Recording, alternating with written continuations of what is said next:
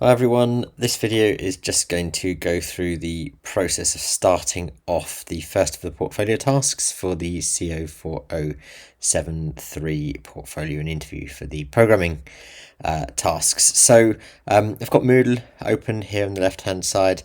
What you'll want to do is to go to the assessment information tile and within that go to the mock junior programmer interview and portfolio tile.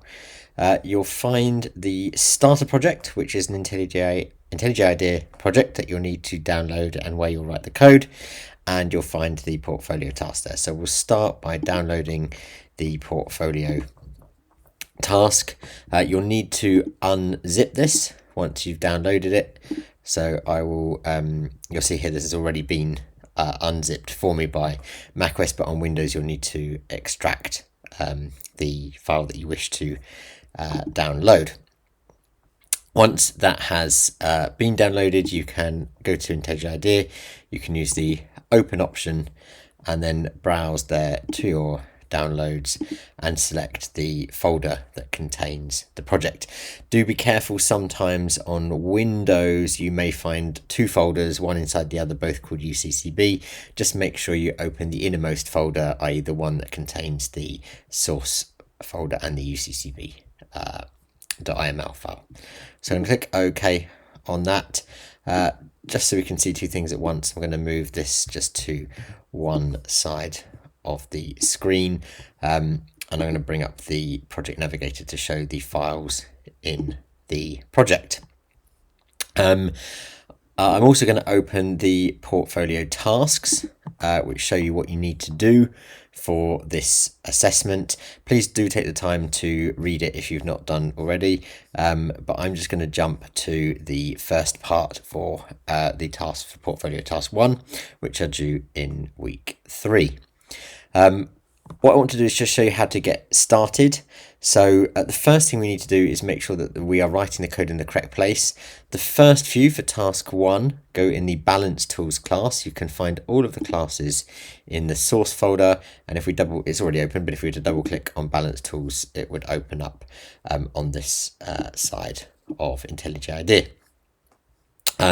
Be aware that whilst the first 4 tasks are written in balance tool, the remaining 10 go in the payment ref tools, which is this file here.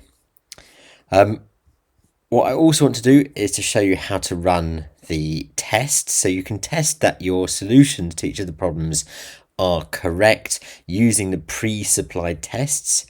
Those tests are already available as what's called a run configuration. If you can't see task 1 as a run configuration immediately, if you choose the drop down, go to all configurations, expand it if necessary, and choose task 1, it will allow you to run all the tasks. So we're going to do that just now, and we've not written any code, so we should see all of those tests fail. Just going to expand this a little so you can see that they failed. One thing to note is that it's expanded the payment ref tools test, but it hasn't expanded the balance tools, which are the ones you write first. You can just expand that with a little arrow here, and we can see all of these tests are failing. If we click on a particular test, it will give us some feedback as to why it's failed. If I can actually find enough space to show you that. At the minute you can see it's saying there's no method called new balance has been found in balance tools, but if we get the method written and it doesn't perform as we'd expect, you should still see some feedback in there as well. What I'm going to do is to show you how to write the first method. So if you're watching this, you get a free mark, as long as you know what it does by the time you get to the interview, but we'll work our way through this. So it's asking us, it says when a customer deposits money into a bank account, they need to know what their new balance is. So your job is to write a static method called new balance. So we can start by popping in the static keyword into our code. And it says it takes 2 parameters. The first is an integer representing the existing balance. For pretty much all of these tasks, we're going to work with balances in pence, just because we can't have a half pence in the UK currency. So we can work with integers if we work with pence. If we're working with pounds, it could be a bit more complex if we're using doubles or some other mechanism. So we're going to work with ints for the most part. you don't have to worry about representing the pence. You're only ever just going to return numbers from these methods typically, or at least for the first few. But we're going to use int for that. The second parameter, so the first one is the existing balance, so how much money is in the account. The second parameter is also an int, that's how much is going to be deposited. You can assume that's always a positive number. And what the method should do is return an int representing the new balance. So when we write a method, after we've got the static keyword, if it's a static method, we put the type of data that it returns. So int is what comes next. And we are told the name of the method. So to be really safe, I'm going to copy that from the tutorial, from the portfolio tasks, and paste it in there. We could obviously have typed it, but we don't want to make any typos because it won't find the method. Now it says it takes two parameters, so our parameters go in brackets. The first parameter is an int, so we specify the type, and it tells us what the existing, that it's going to be the existing balance. So we're going to need to name that with something relatively meaningful, like balance, like current balance, or existing balance. I'm just going to go for balance for now, but choose something that works for you when you come to write this. And then it says the second parameter is also an integer, so we separate our parameters with a comma, and this is the amount being deposit. So we could do deposit value, something like that for the variable name. I will just go with deposit. The logic for our method needs to go in a set of curly braces, so we will pop that, pop the braces in there. And then what we want to do is to solve the problem. Well, if we think about, if we have some money in account, let's say we've got £10 in our account and we deposit another £10, how do we find that the total of our new balance? Well, we simply add the two numbers together. So we could do it all in one line, but I'll do it in two lines just to keep it simple. We'll work out the new total. I'll call it new total, but you could call it total or sum or new balance, anything like that. And we'll assign that to the value of adding up the balance and the deposit. Finally, our method needs to return the new total. So on a new line, I'm going to write return new total and pop a semicolon at the end.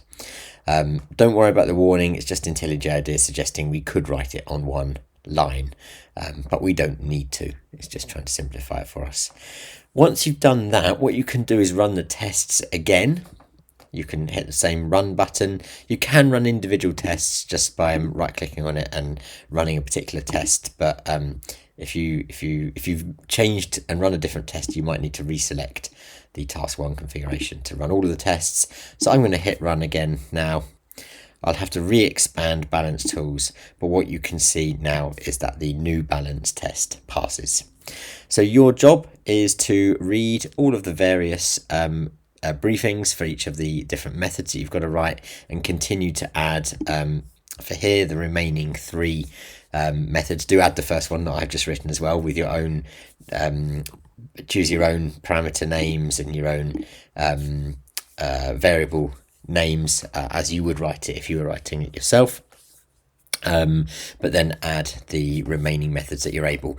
If you get stuck on something for a long while, then perhaps move on to the others. You don't have to do them in order. You don't have to do them all. There's the pass mark for the module is 40, and there's plenty of opportunity to pick up marks in different places.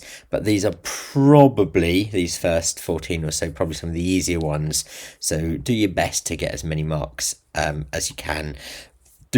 As I've mentioned in class many times, remember that you will be asked about the code that you write at interview. So please, please, please make sure you only ever include code that you understand, essentially code that you've written that you understand as a result of having written that code in the project, because to do otherwise could leave you open to losing all of the marks, which we don't want for anybody.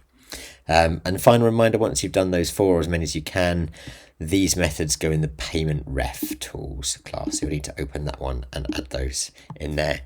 Don't forget to back up your work regularly, and don't forget that you'll need to bring the completed set of task 1 or as many as you can to the lab in week 3, and and demonstrate how many tests pass in that lab in order to pick up those marks. I hope that has been useful, and I'll see you all in the labs or lecture.